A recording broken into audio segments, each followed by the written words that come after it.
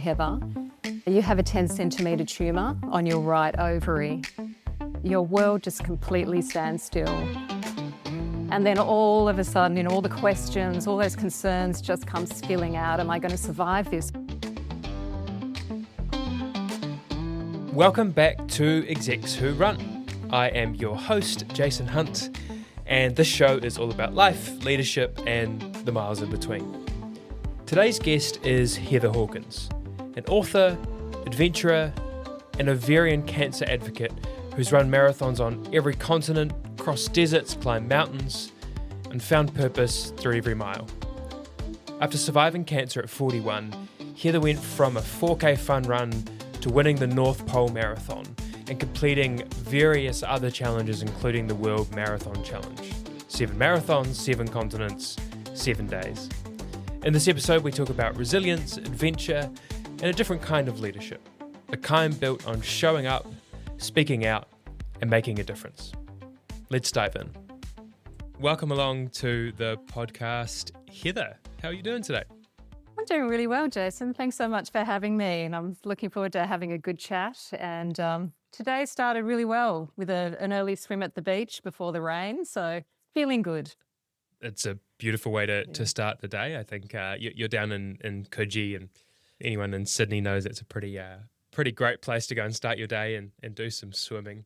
I want to ask about your last run. That's kind of how we start off these episodes, as we talk about people's training and their last little run. So tell me about that and what it was for. Yeah, so I was at Centennial Park on Saturday. I'm steadily training for a 24-hour race.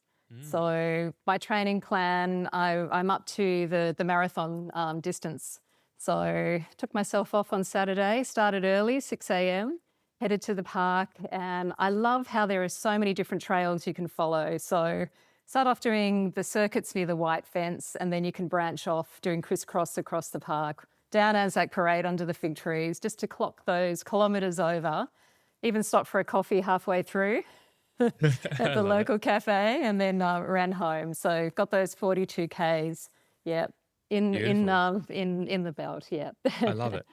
I'm one of those runners in Centennial Park who doesn't explore any of those trails. I just lap out the regular track itself, and occasionally I go and do the cat's ears, is that what they're called? Up the top to get a hill in, but yeah, I'm a pretty boring runner when it comes to Centennial Park anyway, which I spend a lot of my time in. How does your kind of training evolve building up to an event like that, a 24-hour event? Pretty much it's aiming to spend as much time on your feet, getting used to running when you're tired, sort of tweaking your race nutrition, and primarily just steadily increasing so that you're not, jumping from one distance to a huge distance. Yeah, so, and because the race isn't till July, I've got a lovely lead-in time to steadily build up the distances again, because I haven't run a 24-hour race since, I think it was 2018 was my last one of that length. Yeah, so I am really enjoying the process. I just get so much out of the training as well as during the event itself. It's just really fulfilling and good, also working out strategies for coping when things don't quite go to plan, that you can kind of shake that all out during training and have plan A, B, C and D for when you front up to do the event. It's probably a little giveaway to the listeners when you make a statement saying, "Oh, I haven't done a 24-hour run since."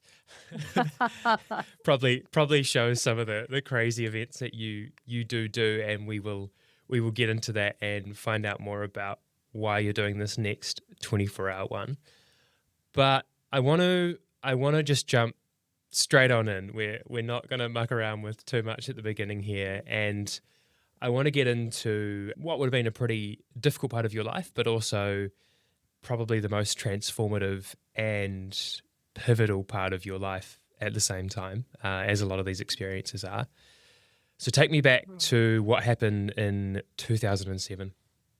Yeah, so life was very normal back at that time. I was a busy working mum. My husband and I had our own film and video production company, which we were absolutely loved. We're thriving. And then I just started to notice some physical changes. I was becoming really, really tired. And I was 41 at that stage. And at first, you can kind of explain away symptoms like that. There was a little bit of abdominal bloating. And then I think it comes to a point where you know what is normal for your body and what's not.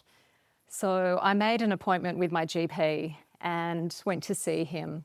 And he said, look, Heather, I'm a bit concerned. I think what I'll do, I'll organise a scan for you. And I'll get that organised today. So I do remember so clearly going up to the radiology clinic and changing out of, my office clothes and into that white hospital gown and suddenly feeling really vulnerable and really uncertain and thinking, well, what is this scan going to reveal? I'm hoping that it's nothing serious because I'm wanting to get back to work. We were just so busy in the middle of, various productions and thinking about picking kids up from school. And that afternoon, we were back at the GP's rooms and he said, look, I am really sorry, Heather. You have a 10 centimetre tumour on your right ovary. And when you hear, the diagnosis like that, your world just completely stands still. And it's just that surreal moment in your life. And then all of a sudden, all the questions, all those concerns just come spilling out. Am I going to survive this? What does this mean? I guess this means surgery. What about the kids? All those things. The planning then that you're needing to put in place, that suddenly you put your life on hold, you're having those challenging conversations, telling the children, explaining to your family that I'll be having surgery. We don't quite know if it's spread or not, what the future will look like. And being worried about, how will the business be going? How long will I have off? Will I be able to return back to my role? I was really fortunate that even though it was a really large tumour, it was 10 days from diagnosis to when I had surgery. And I'm so grateful that I received treatment really quickly. So the tumour was removed and fortunately it was found stage 1. And so I recovered. I was able to undergo what's called a surveillance program. Because I was stage 1, new research had shown I could be monitored with bloods and scans and regular visits to my doctor instead of starting chemotherapy straight away. And that chemotherapy was always a backup plan if anything showed up. So that was for 5 years, I would go and see the doctor, have those scans. And I'm so grateful that it's now 18 years since that diagnosis. But I do look back and that was an incredible turning point in my life. And I often refer to low points in our lives becoming significant turning points. And from there, certainly it shifted my compass. And my doctor just happened to say to me, perhaps a little bit of exercise would help with your recovery. And so I did. Yeah. It's amazing that you've come through that journey unscathed and very grateful, I'm sure, that you have. We talk about resilience a lot, right? Like it's a very common term, and I think I see it in my work as finding leaders and businesses ask about people with resilience and all this kind of stuff, and likewise in running, and we'll talk about it a bit more with the resilience that you've developed. But I see resilience as something that is developed. I don't think people are innately resilient, or what you get from resilience, or what resilience is a learnt thing. I think some people are probably predispositioned to be able to put themselves in positions or go through positions and build that resilience, but I don't think anyone has it. So in 2007, at 41, just being diagnosed with cancer, had you had anything in your life to that point that you would say had built any sense of resilience or given you that kind of ability to work through something like that? That's a really good question, because I know when I was growing up, when I was a young child, if anything went wrong, I would get really upset. Or I would say if I had to speak in front of the class, I was just so intensely shy that I never wanted to make mistakes, never wanted anything to go wrong, never wanted to make a fool of myself. I always wanted to be successful and things going smoothly. And I guess as time went on, I guess in teenage years, there was some episodes of bullying at high school that definitely sort of shattered my self-confidence. But at the same time, it really made me think about who I was. And I'm so grateful also for the support of particularly my mum, who, was a great support through those times, who would say, look, you are who you are. Don't let anyone shape or tell you otherwise. You are strong, you are beautiful, you can achieve things in life. And having that positivity fed to me and wrapped around me during those difficult times, that I think were the beginnings of that growth of resilience. And that I guess progressing through life, choosing slightly different pathways with career-wise, going off to travel by myself, steadily building up that resilience and that curiosity and that desire to grow and getting stronger and stronger and developing that confidence and growing into yourself as you are if you're in your early 20s, just finding out who you are. And I guess it's, loss of loved ones, challenges in business, but also health, the health challenges. Definitely they do, I guess, develop that resilience, that understanding that life is not always smooth, it does not always go to plan, but we can find strategies to cope and we can learn about ourselves and learn how to react and to find a way through. Yeah, I still am growing so much. That's the thing, you're always learning, aren't you? I think your resilience has probably grown exponentially since that day in 2007, given some of the stuff we're going to get into talking about. But take us back to that statement at the end where, things were coming right and the doctor says, hey, bit of exercise is probably not a bad thing for you to be doing. What did that look like right at the beginning? Well, actually, maybe the first question is, had you actually done anything in the lead up to this point? Like, were you a relatively active person already, or was this the doctor going, hey, you need to start doing something? I wasn't active at all, really, since high school, from playing a little bit of hockey. And then in my early 20s, in the 80s, I did some aerobics in some really bad lycra. But apart from that, no, I didn't run. I didn't really swim. My idea of going for a swim at Coogee Beach was to stand just in the wave zone and not get out of my depth. So when the doctor said, look, perhaps a little bit of exercise would help physically, but emotionally and mentally, I thought, okay, what can I do? I really do need to get stronger, because I really would only diet to stay thin as well. That was my idea of eating healthily. So I became a surf lifesaver. I chose to do that because our kids were in nippers, and several other mums had said, why don't we do our bronze medallion together? I was completely out of my comfort zone, honestly. We had to do a qualifying 400-metre swim. To me, that was equivalent to swimming to New Zealand. It just felt so daunting, honestly. And I do think it was a miracle I got through that. But that opened up that door and really challenged me as well. And I discovered that you can be okay when you push your boundaries further out, when you are out of your comfort zone. You can surprise yourself and do hard things, and you can go further, and you can be physical. And that really was, I think, turning the switch on to engage with my physicality again, and also learn to trust my body again after navigating cancer. And then it was a few years later, in 2012, that I signed up for my first 4K run. It was a Mother's Day classic.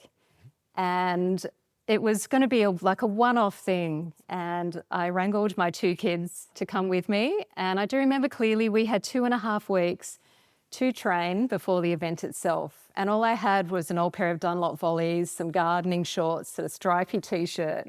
And we fronted up to the park one afternoon after I'd picked the kids up from school.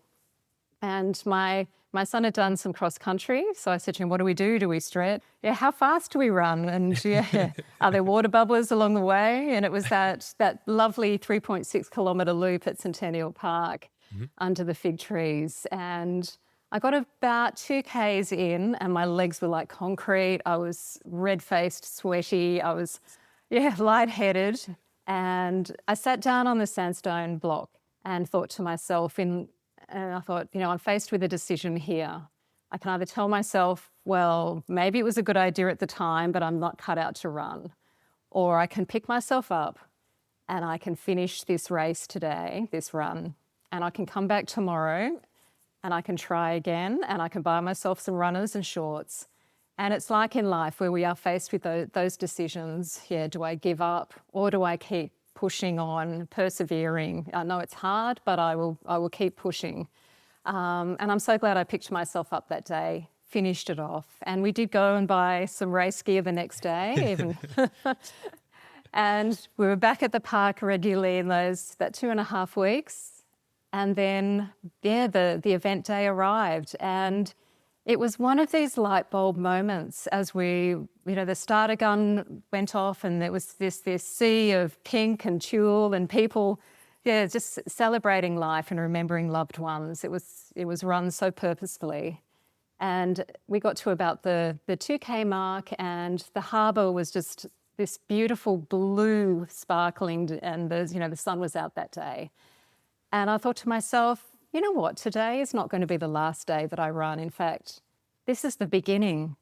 I think I found something that I really, really enjoy, and it's something I'm doing with family. And we're going to find something that's a little bit longer. And that was the very beginning. Yeah. What was it about running or about the experience that hooked you in, do you think? I think it's that sense of just finding your rhythm on your feet, that flow, that state of flow, feeling strong again. And it was really the first time that I'd been like that and experienced that since my teenage years, since those aerobic days. And realising that there is a whole part of our body that we need to connect with, not only the emotional and the mental side, but the physical side, that they are all linked. And it also showed me that with these different events that it brings such purpose. For me, it was raising awareness for ovarian cancer and being strong and showing women, no matter what age we are, we can get out there and get fit and enjoy it as well. That it is not a chore, but it's something that is so fun and so enjoyable. It's something that's really cool, and I have seen it a fair bit, and quite a few of the guests that I've spoken to as well are people later on in their life getting into running, whether it's in their 30s, 40s, 50s, some in their 60s. It's such a easy thing to go and do. It's a hard thing to go and do in one sense, but the simplicity of running, I think, is a beautiful thing. Do you think there's a part of that really makes it more engaging for people just to get into later in life and finding that it is something that they do enjoy doing? I do. And I find a lot of my friends, there is that element of joy, of happiness, of just this time to not only process life, but just to switch off. And it goes hand in hand with, getting fitter or maintaining your fitness as well.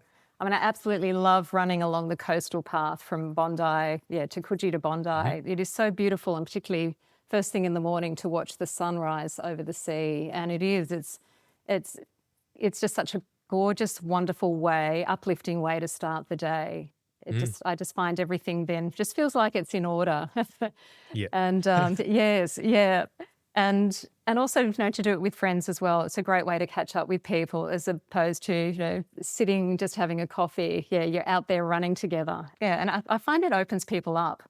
I find conversation flows just so freely when you are out running together. Mm. Yeah, oh, totally. I've had other guests say the same thing, and it's that thing where you're not having to physically look across the table at someone and have this conversation when you're often not looking at each other, right? You're just kind of talking. Yeah. It's a lot easier to engage. Okay, so 4K, Mother's Day Classic, fell in love with running almost instantly, it sounds. How romantic is that? Very. What was next? If you wanted to go longer, what was kind of the next event for you? Yeah, so Mother's Day Classic's in May, so the city to surf. It was a perfect amount of time to train up for that 14 Ks. So just, I think, experiencing that next level of training and then being just in this crush of people running up William Street and then up Heartbreak Hill and making it to the beach and thinking, well, hey, we made that distance. Why don't we sign up for the half marathon that was in September that year in 2012? So Beck, my daughter, and Cal, my son, we trained up and did that.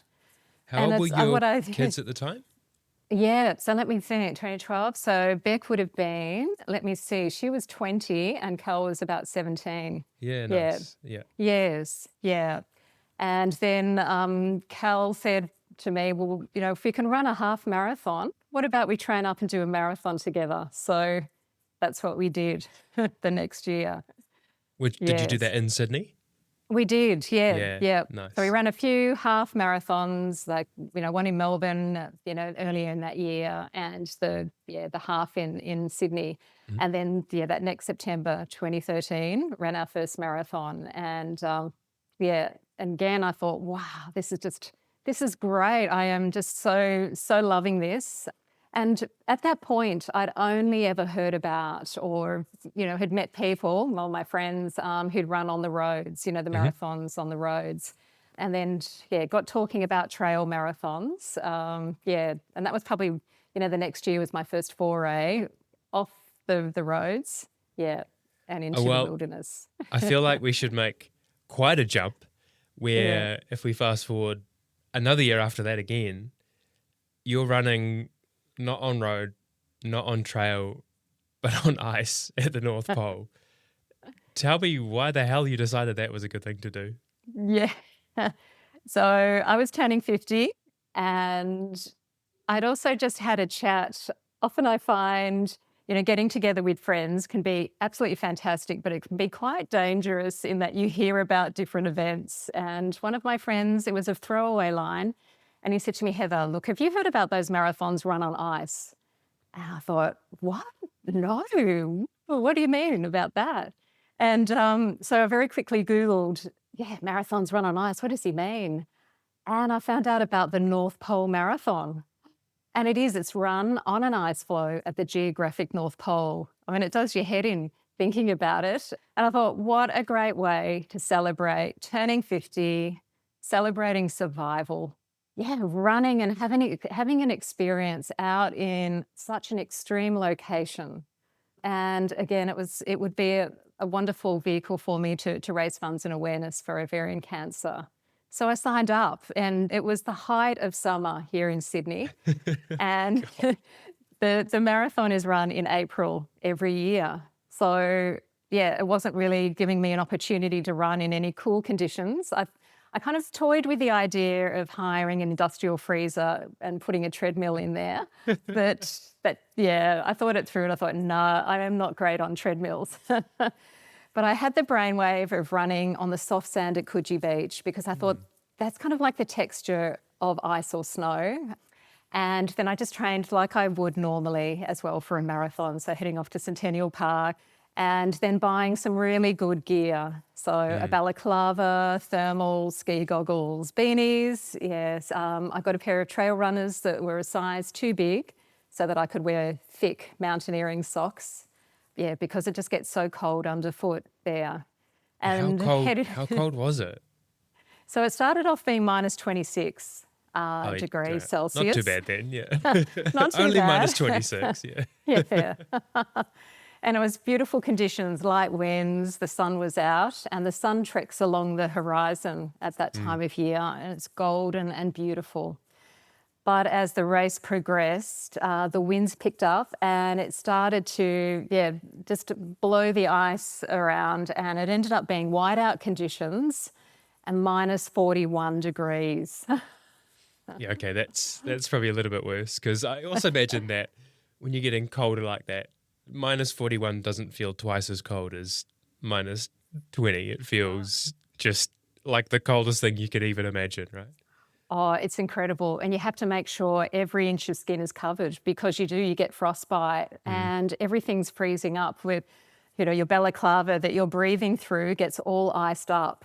It's just a reminder of, where you are at the top of the world in such an extreme place.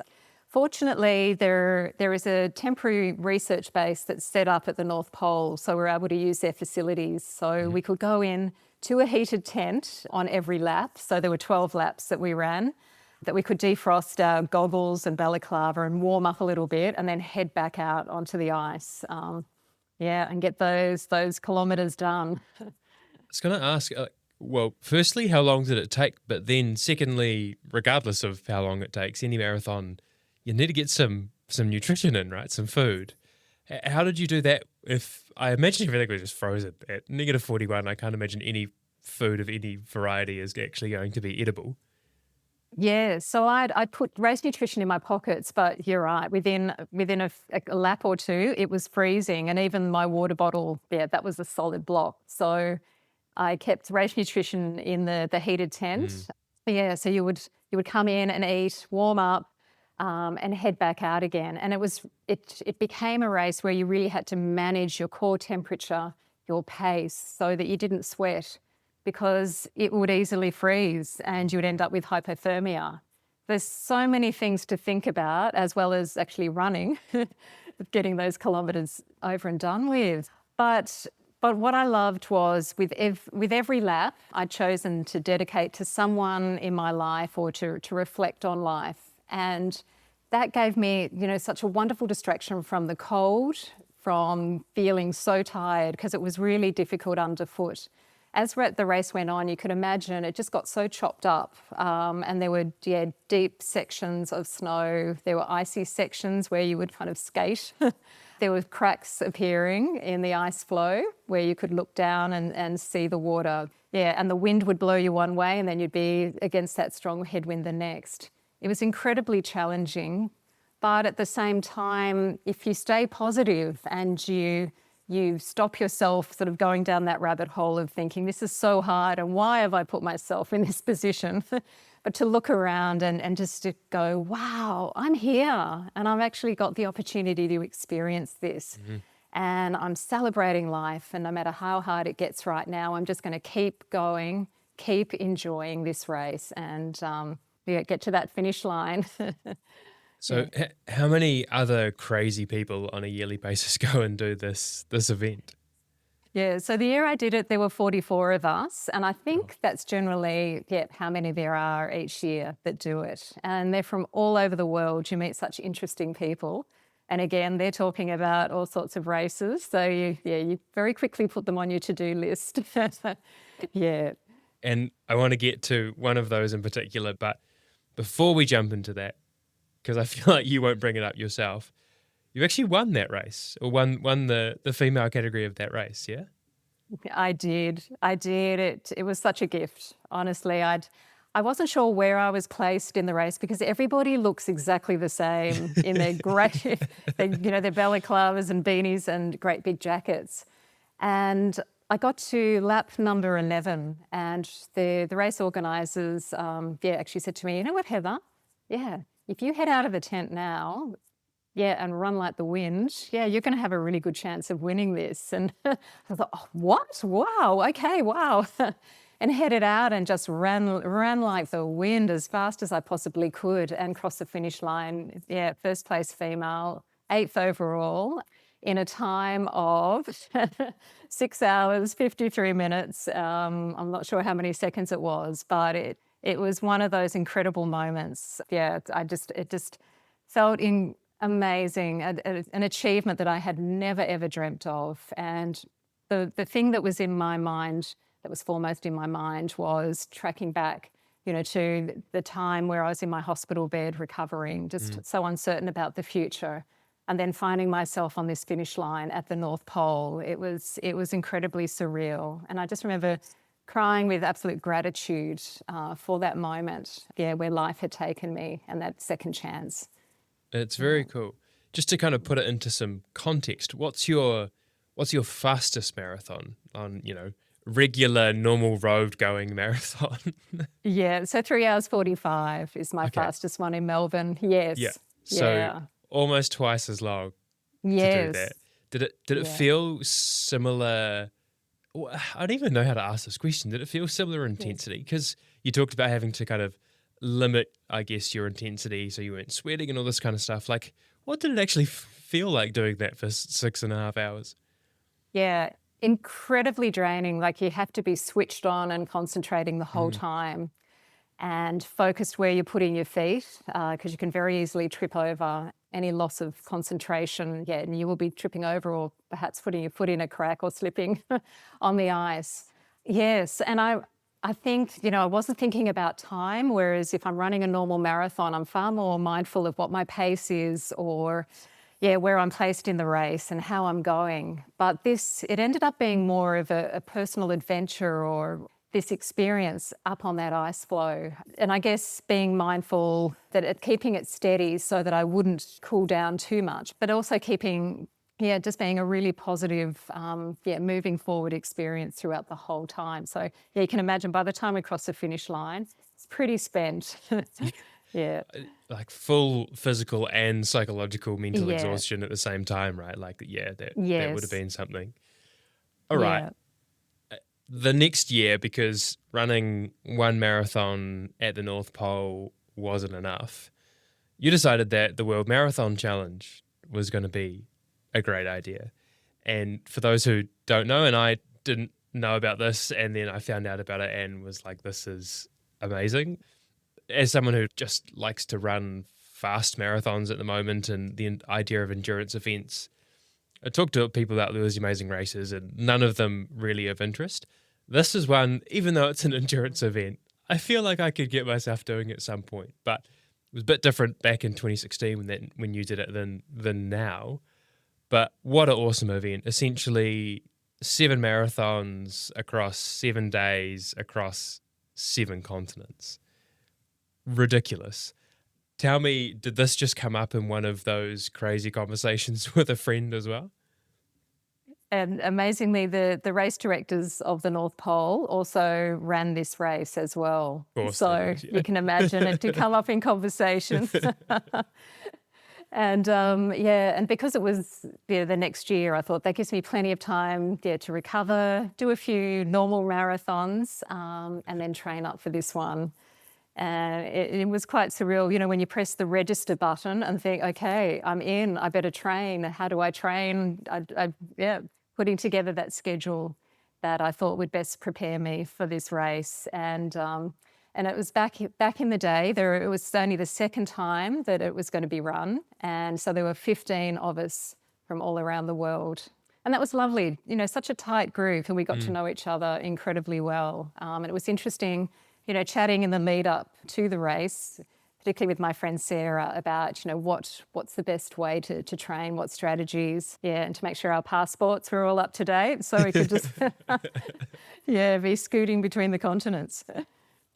Take me through that journey race by race. It sounds like an amazing, amazing experience. And in fact, even take me through the logistics of doing this as well, because it's not just running 7 marathons in 7 days, right? That's it. Yeah, because no time zones are taken into consideration, so you can't sort of top up the time. So it's basically running 295 kilometres in 168 hours. So we all gathered in Punta Arenas. So you can imagine flying from Australia, you've got to get to Santiago, down to Punta Arenas in Chile.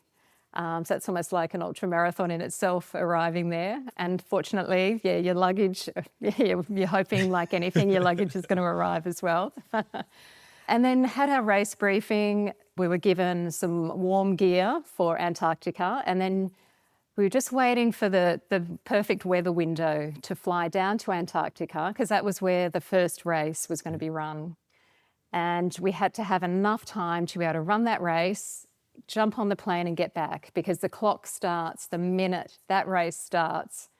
So fortunately, a good weather window arrived. We flew down to Antarctica, to Union Glacier, and then pretty much started the race that next day. And it's quite surreal. There you are running. Again, this was a 10-kilometre loop, so it was a little bit longer loops than the North Pole. Not quite as cold. It was more like about -20. Windy, but nothing as extreme as the North Pole. And I actually ended up getting quite hot, peeling off quite a few layers and running in a thermal top by the end. And so that race started. And then very quickly, once everyone had finished, we were in the vehicles, back to the plane, flying back to Punta Arenas. The next marathon was in Punta Arenas. So that's the South American one. Ran that. That was windy, but it was really scenic and beautiful looking out at the Magellan Straits, and then jumping on commercial airlines now for the rest of the flights. Wow. Yeah, these days They it's a don't little do bit that. Yeah, different. they don't do that Yeah, anymore, do they? no, they have a chartered aircraft. Yeah. Which makes good sense because we were at the mercy of the airline schedules, connecting flights, luggage getting lost, yes, all of those things. Yeah, in Punta Arenas we actually had a delay because there was such strong winds, and normally you get a bit anxious about connecting flights, but you can imagine our levels were just getting so high. Fortunately, there was a bright spark who decided if they backed the plane around to load the cargo on, would be safer so the plane wouldn't tip over due to the strong winds. So we could get the cargo loaded on, all the passengers on board, and we took off. It was such a, kind of a hair-raising flight, but it still meant we were on time, on schedule, made our connecting flight from Santiago to get to Miami for marathon number 3. Arrived about 3 a.m. in the morning, drove to the beachfront in Miami and ran along there to the course that was measured out. So again, these are just individual marathons. They're not part of any other organised marathons. So they just have the course mapped out. It measures 42.195 Ks and off you go. And you're running in amongst general public along city streets, beachfronts. So that was lovely to see the sunrise in Miami, get that marathon done. So that's marathon number 3. As you can imagine, you're starting to get tired. Yeah. And you're aware, oh my goodness, I've still got 4 marathons to go. The clock is ticking. How much sleep have you had by this point? Oh, yeah, you just grab it when you can. Yeah. That's the thing. Yes. And I guess you're starting to get so tired that you can just fall asleep, whether it's in the terminal at the airport or as you're flying. And you're just enjoying airline food as well. So the next marathon was in Madrid, and that was a beautiful park that was in central Madrid, and it had a slight hill. And normally you'd go, oh yeah, slight hill, that's not very much, but it's marathon number 4, and it honestly felt like we were climbing Everest every time we would turn around to run back up this hill.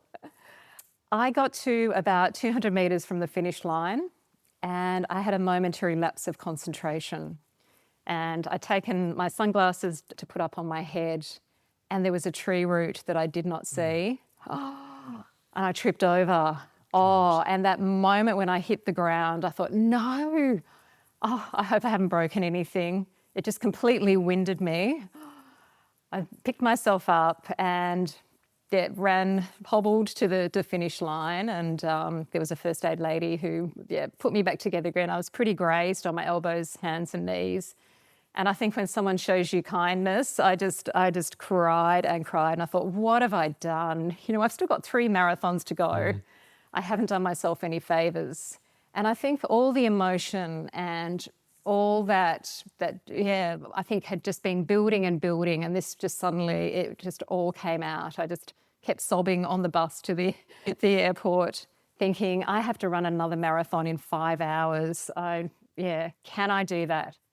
I'm sore and sorry, but there again, it's like that moment in Centennial Park, that time where I fronting up for my first marathon, thinking, this is tough stuff, but I'm going to do it. I'll stand at that start line in Marrakesh, in Morocco, and I will run marathon number 5, and I will give it my all. I'm not going to give up. I'm not going to give up. And amazingly, that actually ended up being one of my favourite marathons. I think my emotions were heightened. I was so grateful that I was still in the race. It really made me reflect on life. Because it started at midnight, there was no other distractions. It was quite dark. And I finished that one just so elated that I'd got through, knowing that we had a long flight to get to Dubai. I could rest, recover, and get to Dubai, run along the beachfront there in Dubai, and then know the final marathon was in Sydney, in Australia, at home, running along the beachfront at Manly, between Manly and Freshwater, so that I'd have family and friends there. So that one started at 11:30 at night, and we had until 8 a.m. the next morning. So it was a generous amount of time, and we were just really hopeful that everybody of the group would be able to get finished. You can imagine quite a few people had injuries at that stage. There was so much strapping, people hobbling, but the determination and that, the camaraderie and that support that we had for each other, but also, family and friends coming to support everybody in the race. And finishing and crossing that finish line before the sun came up was just, one of those moments I will never forget. It just felt like such a celebration and something I would never have dreamt of doing again. And just that sense of growing and learning and seeing how you cope when tough stuff comes into your life, whether you've put yourself in the middle of it or it happens to you, how you can cope with those things. Yeah. What an awesome event, right? It's really incredible, and a little bit easier these days with the chartered aircraft. So maybe you'll have to go back and do it again and see if you can have another crack. But I think the listeners are probably starting to see a little bit of a trend here, given we started at a 4-kilometre run. Then we did City to Surf. That led to our first marathon, a 6.5 hour marathon at the pole, 7 marathons in 7 days. We're just getting longer and longer and longer. And that doesn't stop. I guess we gave it away at the start when you were doing 24-hour events, but when did the kind of phase between, and this is a crazy question to ask as well, when did it change from, these crazy marathons that I'm doing aren't enough, I need to do something bigger, harder, longer, and get into some ultra events? I think again, it's talking with other people. Dangerous. These conversations, dangerous. And seeing that my body had coped with the stress and that how much I had enjoyed the World Marathon Challenge, and it really got me thinking about doing longer things. So I signed up for a 50-kilometre run at Centennial Park, and then the next year there was the 100K ultra at Centennial Park. And I thought, these races are local and in, my favourite place where I love training. So I thought I will sign up and I'll see how I go running those distances all in one go. And then from there, a friend of mine had been talking about the Marathon des Sables. And of course I went home and hopped on Google and found out all about it. And I thought, whoa, this one looks amazing. So that was 2018. I signed up and gave that one a go. It's a phenomenal race. Yeah, tell us about Marathon des Sables. So it's a 250K ultra marathon in the Sahara Desert of all places, because why not? Why not? What a lovely contrast to the North Pole.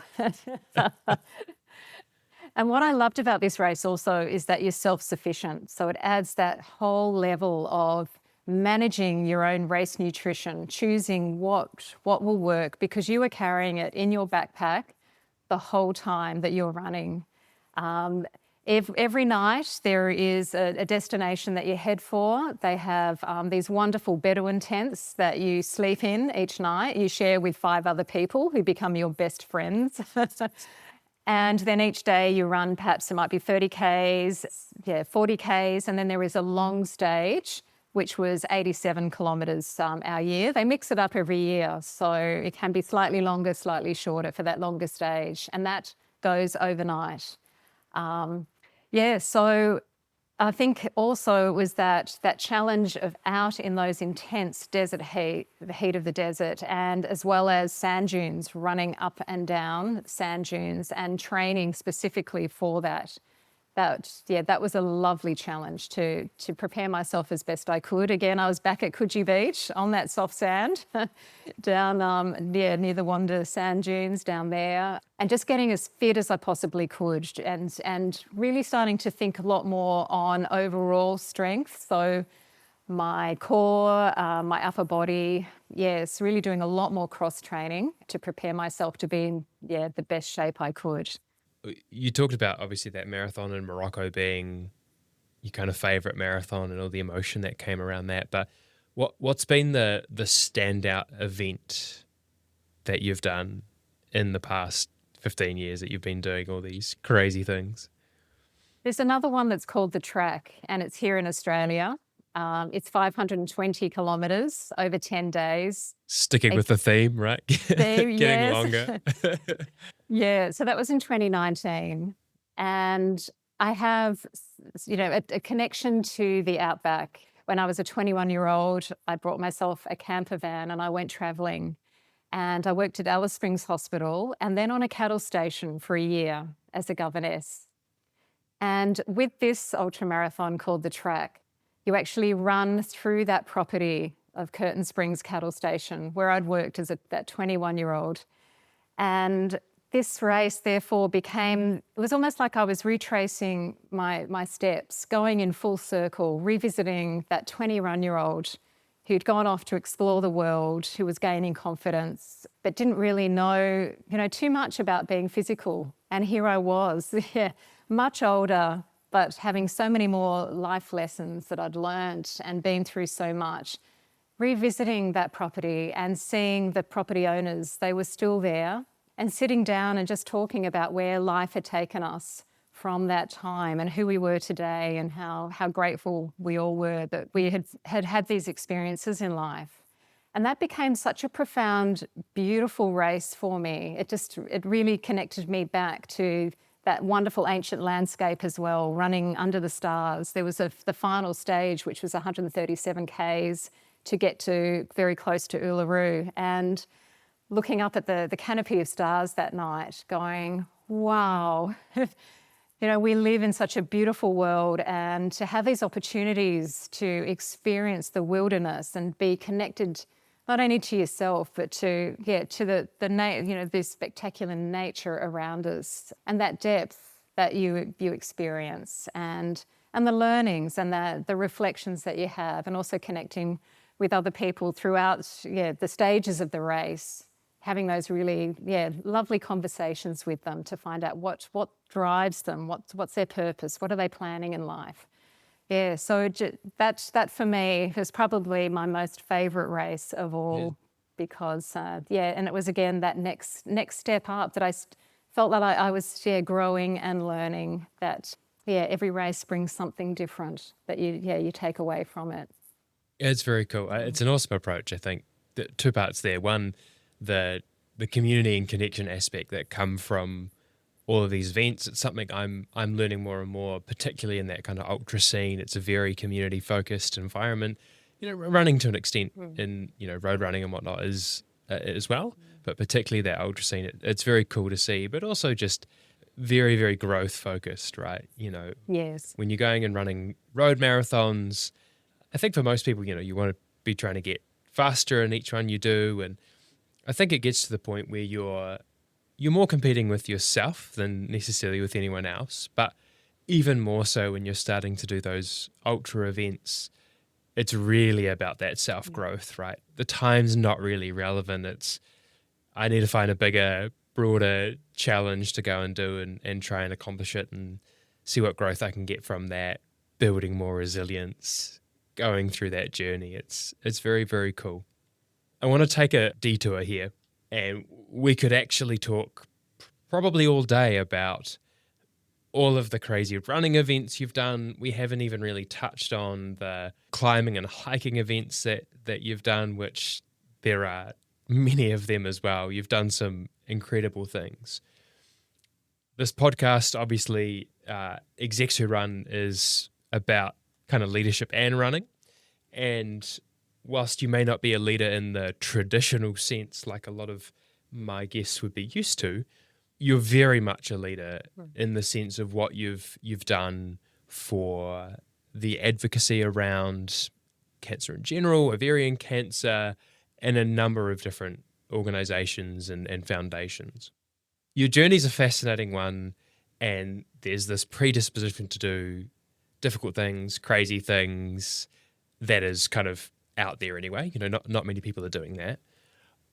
On the other side as well, a lot of people, cancer is something that a lot of people out there end up dealing with at some point in their life, but very few people go to the extent that you have to bring awareness to it and be a leader around bringing some of that awareness to it. Why? Why did you decide to go down that path? Why did you decide to share your story, to be that advocate and that leader in that way? I'm really passionate about helping other people and always wanted to give back. And so I think when I experienced what it was like to be a patient, because I guess, I did my nursing when I finished school. So very much I've been used to being, the health giver or the person looking after the patient. So when I found myself in that other role as the patient, I came away from that experience thinking, I want to help raise awareness so that women are aware of the signs and symptoms of ovarian cancer. And I want to help them in their journey. And I want to help raise funds so that research can be carried out, so that treatments can be improved. Because I've even found back in 2007, when I was diagnosed, the survival rates for ovarian cancer were 49%. They remain the same today, 49% for 5 years. And if the ovarian cancer is found at a later stage, then survival rates are much less than that. And I came out from that whole experience thinking, I really need to give back. And I have a choice that I can either wrap myself up in cotton wool and retreat from the world and think that was just an awful experience that's happened to me and I don't want to talk about it, or I can get out there and be brave and share my story in the hope that it's going to raise awareness, help enable people to be diagnosed early, that I can be there as an advocate, to be a voice for other people and to raise those funds so that there will be a breakthrough that happens in the future. And that's the pathway that I've chosen. And it's so fulfilling. It brings me such purpose and joy. And talking with other ladies who, there was one lady who'd read my book and she said, I went to the doctor and I made that appointment. And because of what I'd read in your book about your signs and symptoms, and she was diagnosed with ovarian cancer, had surgery, and it was found in time. It was stage 1. So it's those things that bring me such joy. And I think we all want to make a difference in life, a positive difference. And that's been the pathway that I've now stepped onto to be that patient advocate. I'm on a board for a company called Cartherix, who are an immunotherapy research company. And I'm seeing the work that they're doing in developing treatments. So this whole new pathway that has shifted me from having our own business to now, just having a lot more of a voice and a presence in this space. Has it been challenging at the same time? It has, because the friends that I've made, perhaps, in a waiting room, meeting with other women while we're waiting to see the doctor, that I've got to know them. And then sadly, a few months later, they've passed away. I see the statistics play out around me, and that is challenging and it's heartbreaking. But that also spurs me on to think I want to keep raising this awareness so that we can save lives. And definitely, that you're revisiting your story and revisiting that moment of diagnosis, and it does bring back a lot of emotion, and it takes you back to that point, those days where you're thinking, am I going to survive this? Revisiting that space. But at the same time, I'm happy and I'm prepared to do that because I'm wanting to keep talking about it and to help other people. I'm also involved with a program called Survivors Teaching Students, where we talk to second or third year medical students about our experience of diagnosis and the treatment, and to give some tips and things that we think would help them when they do graduate and become doctors, that when they're dealing with patients, that they hopefully will remember. So that's really fulfilling as well, to be part of that program. Just talking about those personal experiences as opposed to them learning from medical books. Do you find that visibility in terms of getting yourself out there and sharing the message, or vulnerability, you actually sharing your own story and the experiences you had to be more effective? Definitely being vulnerable, being authentic, and sharing really honestly what it is like going through a diagnosis and how you feel. And there are definitely points along the way where you're holding on to this practical plan, and that's what's keeping you together.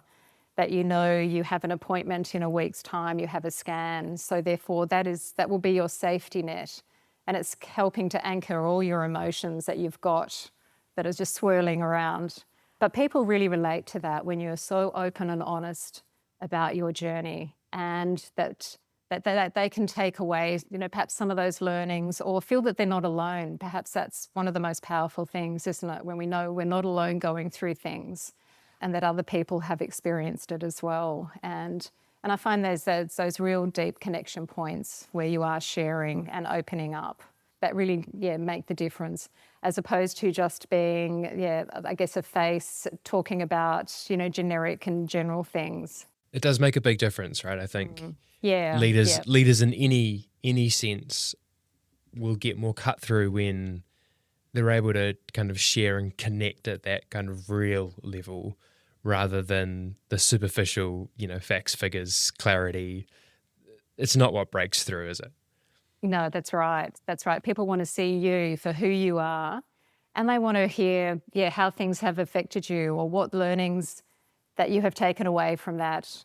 And I do find, a lot of learnings from running translate to life, don't they? Those times perhaps where you are so tired in a race and you're thinking, I don't know if I can get any further. I've got to, perhaps aim for that rock that's about 100 meters ahead. And then you come back into your work situation, and when you are facing tough decisions or trying to be creative or come up with some new idea, that helps you because you face tough stuff, and that can translate to to everyday life and your work. It ties in quite nicely, actually. So each episode, the previous guest leaves a question for the next guest. So the question that came from my last episode, I think, fits really well with you and what we've just been talking about. And the question is, who do you want to be as a runner? Oh, that's a great question. I think being the person who will run at your shoulder, that will be a support throughout the race. That's who I want to be. Yeah, the person who runs awesome. Alongside.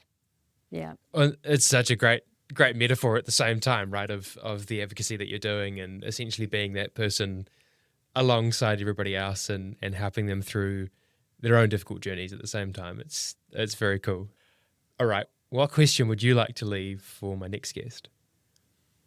Okay. That's a really good question. This is the toughest question of the whole podcast. This is, isn't it? I think, how has running changed you? Okay. I like it. All right. We're wrapping up into our kind of final little section, and it's getting some words of wisdom from you. So what I want from you is I want your one top piece of advice for life, your one top piece of advice for leadership, and your one top piece of advice for running. Okay. So for life, it would be,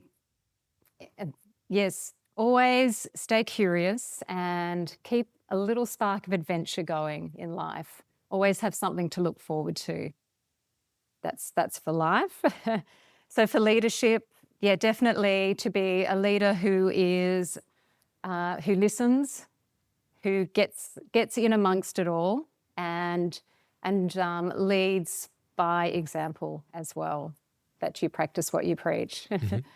And what was the final one? Sorry. Running, the most important one. Come the on. running, yeah. How could I forget that part?